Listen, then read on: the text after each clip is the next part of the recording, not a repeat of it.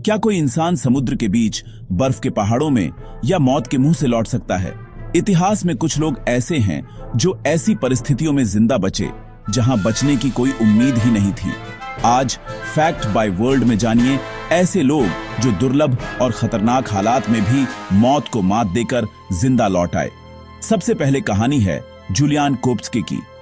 1971 में उसका विमान अमेज़न के जंगलों में क्रैश हो गया।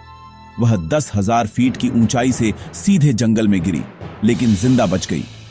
घायल हालत में वह 11 दिन तक घने जंगल में अकेली चली और आखिरकार एक नदी के सहारे बचाव दल तक पहुंची।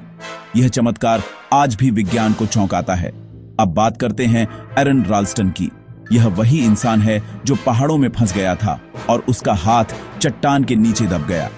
5 दिन तक मदद न मिलने पर उसने खुद अपना हाथ काट दिया और फिर भी कई किलोमीटर चलकर जिंदा बाहर आया।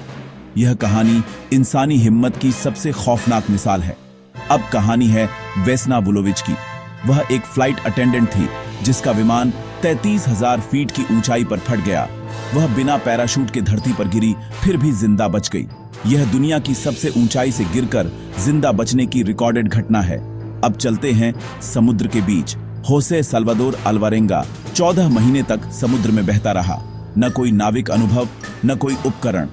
वह कच्ची मछली, कछुए और बारिश के पानी पर जिंदा रहा। अंत में वह हजारों किलोमीटर दूर एक द्वीप पर मिला।